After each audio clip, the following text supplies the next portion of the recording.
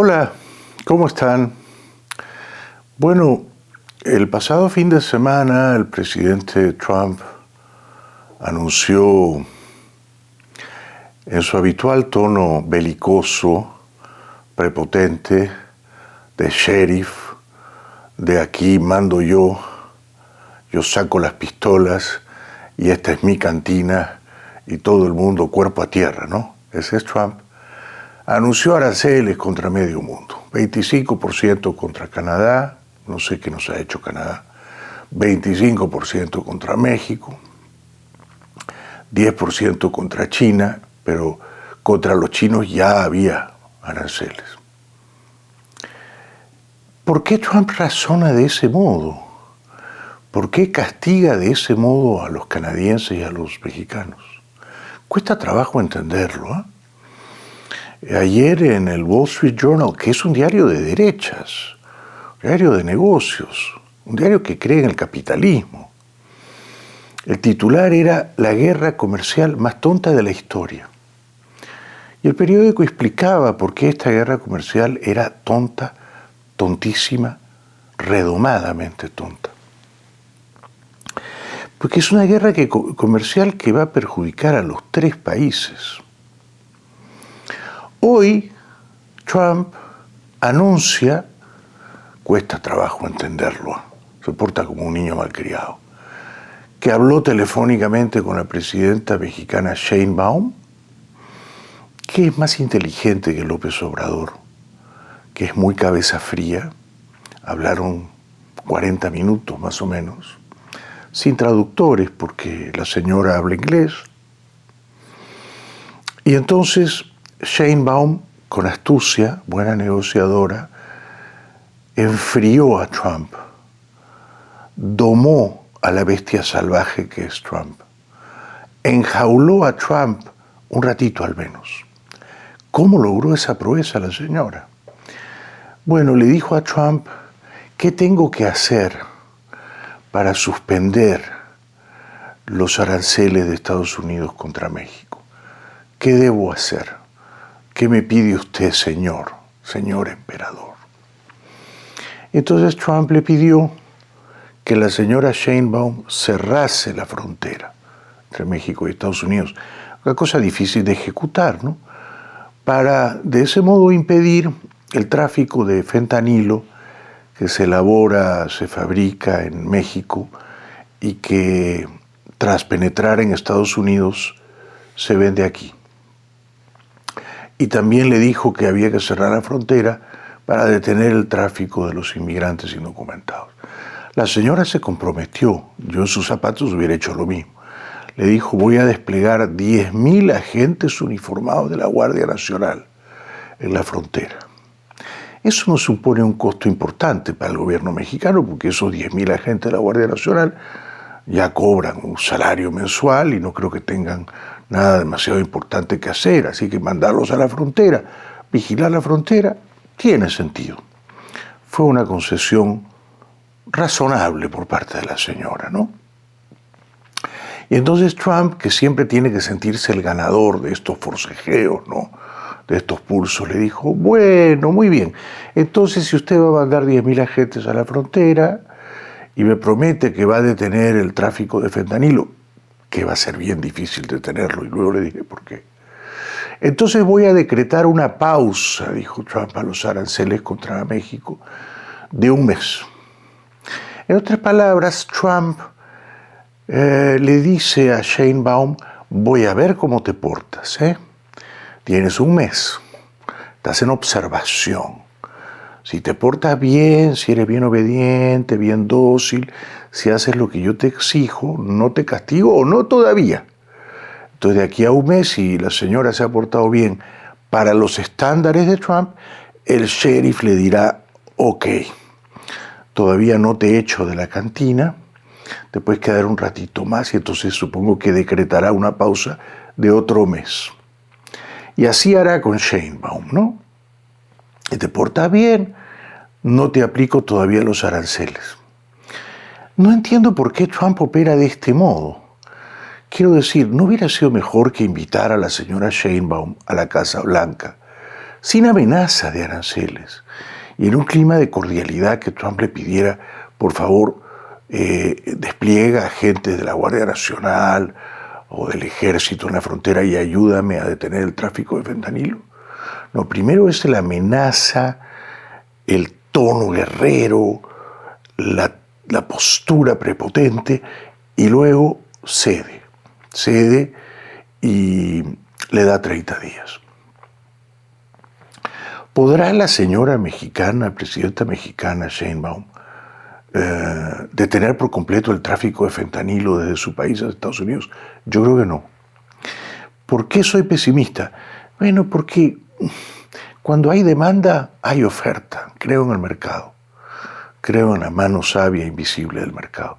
Si hay un montón de gente en Estados Unidos que quiere drogarse con fentanilo, por supuesto es gente desnortada, es gente autodestructiva, es gente que está tomando una decisión estúpida que le va a costar la vida, pero si hay un montón de gente que quiere fentanilo, alguien va a encontrar la manera de venderles fentanilo. Yo creo, es así. Ocurre además que el fentanilo es una droga sintética que, a diferencia de la cocaína o de la heroína, es muy fácil de fabricar químicamente. No hace falta un gran laboratorio como la cocaína. El fentanilo se hace en laboratorios caseros, se elabora químicamente un poco como en Breaking Bad, o sea, en casas, en apartamentos, y se manufactura o fabrica químicamente de un modo más bien artesanal. Es muy fácil de producirlo y también es muy fácil de meterlo de contrabando, ¿no? Entonces, por muy buenas que sean las intenciones de la señora presidenta mexicana, que sin duda alguna sale victoriosa de esta primera ronda de negociaciones, porque puede decir, al menos he evitado los aranceles por un mes, me temo que al final el flujo de fentanilo continuará sin su aprobación e incluso con su manifiesta hostilidad. Pero continuará porque hay un montón de gente acá que se quiere drogar con fentanilo y estamos fritos en ese sentido, ¿no? No vamos a convertir a los adictos al fentanilo de Estados Unidos en personas sanas, saludables, que salen a correr y no quieren drogarse, ¿no? Eso no tiene arreglo. Pero bueno, al menos la economía mexicana respira aliviada por un mes, porque ocurre que es bien simple. Si entraban en vigor los aranceles hoy o mañana, martes 4 de febrero, en un mes la economía mexicana iba a estar en recesión. No lo digo yo, lo dicen los que saben, ¿no?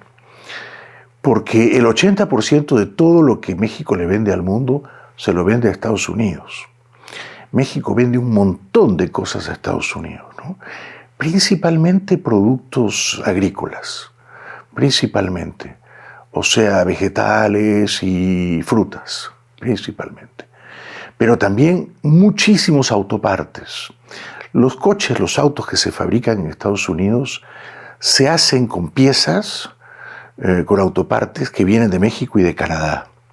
Entonces, si los autopartes van a costar 25% más desde Canadá y desde México, el auto hecho finalmente aquí va a costar 25 o 30% más.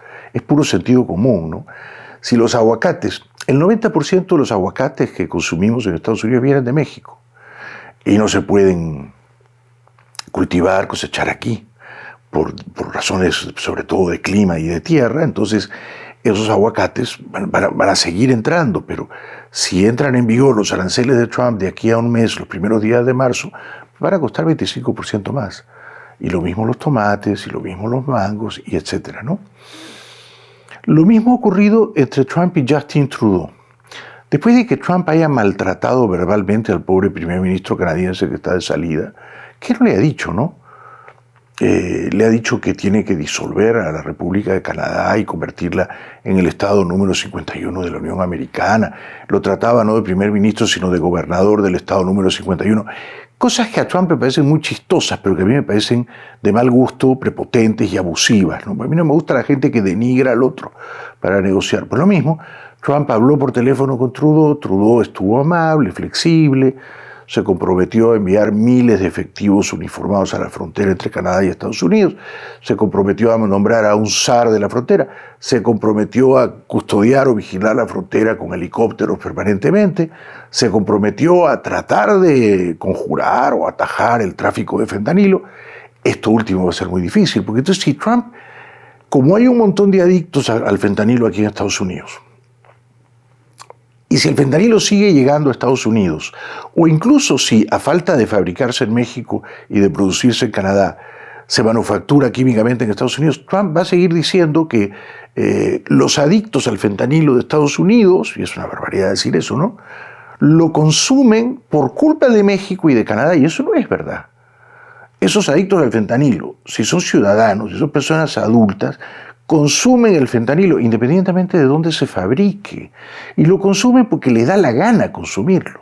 Lo consumen porque están ejercitando de un modo estúpido y autodestructivo su libertad individual. Nadie les mete el fentanilo a la fuerza.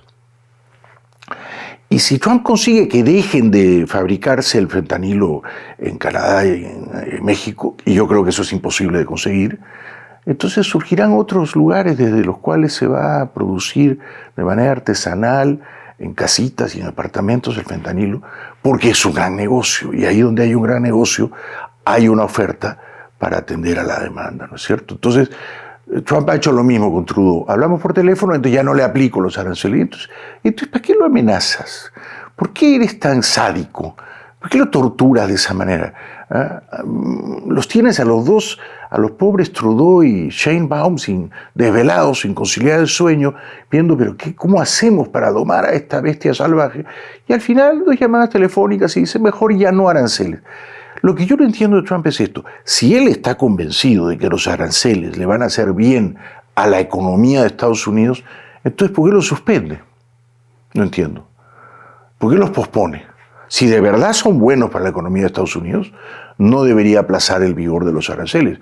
Y lo hace porque no son buenos para Estados Unidos, ni para Canadá, ni para México. Para nadie. Todos perdemos, todos. Y en todas partes, en México y en Canadá, las economías entrarían en recesión, y aquí no necesariamente la economía entraría en recesión, pero sí casi necesariamente los precios de esos productos importados subirían, y eso ejercería una presión sobre la inflación que, como dicen los que saben, también subiría. Este es un poco el cuadro de hoy, ¿no? Supongo que son buenas noticias. Los aranceles van a entrar en vigor en un mes, o de repente en un mes Trump los pospone nuevamente. Por último, María Corina Machado ha dicho que, y celebro su franqueza, ¿no?, que la imagen o la foto del enviado especial de Trump, Rick Grenell, dándole la mano a Maduro y sonriéndole tan amigablemente, es una imagen terrible. Claro que es una imagen terrible. Es una imagen terrible, descorazonadora, desalentadora. Es una absoluta decepción que Trump negocie en términos tan cordiales con la dictadura venezolana. Pero María Corina matiza, ¿no?, y dice que ella también está hablando con Grenell, bueno, algo es algo, y que Trump sabe perfectamente que Maduro es el cabecilla del Tren de Aragua.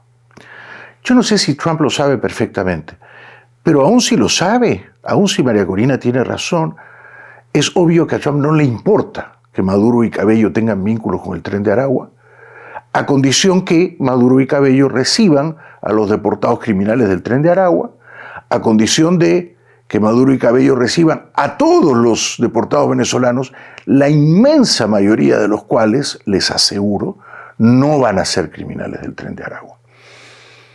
Así las cosas, el mundo sigue crispado, y no solo México y Canadá, también la Unión Europea, ya viene Trump con el garrote, con los aranceles, el mundo sigue crispado, las bolsas comprensiblemente se agitan y se deprimen, y uno se pregunta, ¿pero Trump sabe realmente lo que está haciendo? ¿O le gusta jugar al sheriff, sentirse el hombre más poderoso del mundo, y no es consciente de las consecuencias de sus decisiones de sheriff, ¿no? Saca la pistola, dispara al techo, cuerpo a tierra, aquí mando yo, pero no comprende que hay unas consecuencias subordinadas a esos actos y que esas consecuencias pueden ser muy dañinas para este país, para los países vecinos, para países con los cuales Estados Unidos debería tener una relación amigable, de aliados, y no una relación en la cual Estados Unidos los somete a una suerte de vasallaje. Seguimos.